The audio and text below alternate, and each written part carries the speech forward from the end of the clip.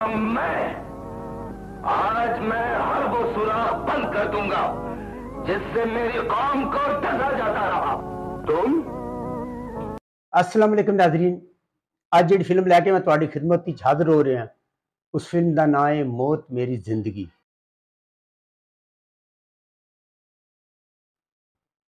अठाईस सितंबर 1979 बरोज़ जिमा रिलीज होने वाली एक रंगीन उर्दू फिल्म मौत मेरी जिंदगी। इस फिल्म नूं पाक नैशनल पिक्चर ने रिलीज किया है ते मरकजी किरदार विच मुस्तफा कुरैशी ने काम किया है। अदाकार मुस्तफा कुरैशी, आसिफ खान, नीलो, अदीब, सबिया खानम, बेदार बख्त, हमायूं कुरैशी। और इस फिल्म के अंदर एक नवे लड़की ते लड़के नूं चांस दिता गया है। लड़की का नाम जीनत अमान ते लड़के का नाम कामरान होता है। हदायत आसिर रहमान, मुसन्निफ आसिफ रहमान, फिल्मसाज तारिक शाहिद, म्यूजिक रफीक अली ए हमीद। ये शायरन आजम की जितनी तारीफ सुनी थी उससे बढ़कर हो पाया। इसका ख्याल रखना अफजल खान, ये दिलावर का यार है। मुझे सैफुद्दीन, बशीर खोखर, रूबी, महमूद शाहिद, गुलकार महनाज, अफशा, शाजिया, मुना, मसूद राना ते ए नैयर। नाज़रीन, इस फिल्म के अंदर 7 गाने सुन, 3 गाने ड्यूट सुन, जिन्हां चों एक गाना महनाज ए नैयर, दूसरा गाना महनाज मसूद राना ते तीसरा गाना अफशा ते माला की आवाज़ विच सी। और हाँ, मेरे चैनल नूं सबसक्राइब कर दिओ और घंटी नूं जरूर प्रेस करया करो ताकि मेरी हर नवी आने वाली वीडियो सब तो पहले तुहाडे तक पहुंच सके।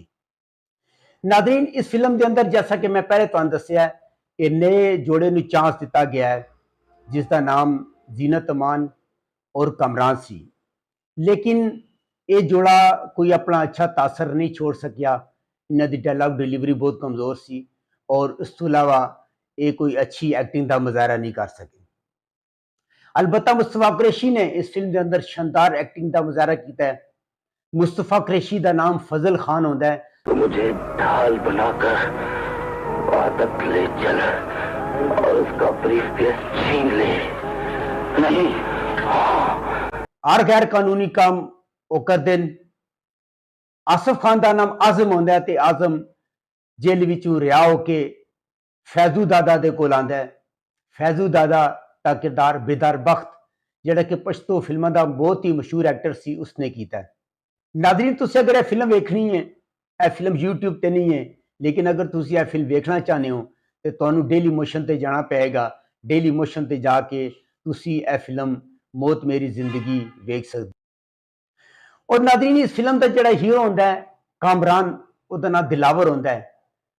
उसका स्टार्टिंग का सीन एक जेल विच होंदा है और वो फिल्म के आखिर तक, यानी कि फिल्म कम अज कम सवा घंटा चल जाती है तो जेल के अंदर ही रहता है। हर करैक्टर आके कहता है कि वो रिहा होएगा, दिलावर रिहा होके आएगा तो होएगा, दिलावर रिहा होके आएगा तो होएगा। और तकरीबन जब 20 मिनट की फिल्म रह जाती है फिर दिलावर आता है। और कॉमेडियन के अंदर भी इन्होंने एक नवे हिसाब में ट्राई किया है, जिन्होंने कॉमेडी करने की अच्छी कोशिश की है, लेकिन फंबल बहुत ज्यादा कर रहे सन। डायलॉग डिलीवरी भी कोई अच्छी नहीं सी और अच्छी कॉमेडी का मुजाहरा नहीं कर सके। थे। अबे अबे ये क्या कर रहा है? साची छुआरा खा रहा हूँ और क्या करने होया हूँ। सारा खा रहा हूँ, वहां पे शादी पे खाइए ना, मंगनी पे जा रहे हैं। और जी उत्थे जाके तो भावे आसिफ खान ने बहुत लाजवाब काम किया है कि फजल खान एक ग्रोह का सरगना होता है। इस फिल्म की कहानी एक फाइल के किरत घूमती है। उस फाइल का नाम रेड फाइल होता है, जिसके अंदर बहुत सारे कीमती राज होंगे और फजल खान की यह जिम्मेदारी होती है कि उसने ये फाइल हासिल करना है और फजल खान और आजम मिल के ये फाइल हासिल कर दें। एजेंट दनियाल का करैक्टर अदाकार अदीब ने अदा किया है। इस फिल्म के अंदर सबिया खानम ने अन्य औरत का करैक्टर अदा किया है, जी रेशमा जीनत अमान की मां होती है। और फिर एक दिन ऐसा भी आता है कि वो अपने सुकून की तलाश में दुनिया की हर चीज को ठोकर मार देता है। म्यूजिक बहुत शानदार है, गाने बहुत शानदार हैं।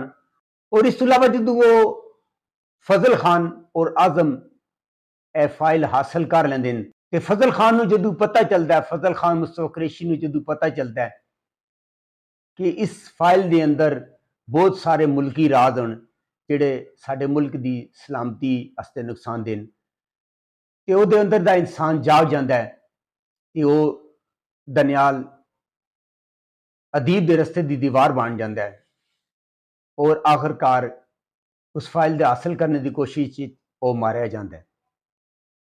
लेकिन आसिफ खान, आजम और दिलावर मिल के ये फाइल दुश्मनों को हासिल कर लेंदे ने। और नाज़रीन, बहुत अच्छी फिल्म है, तुसी इंजॉय करोगे। अगर तुहानू मेरी मालूमात अच्छी लगी होवे, मेरे चैनल लाइक करो, सब्सक्राइब करो ते शेयर करो।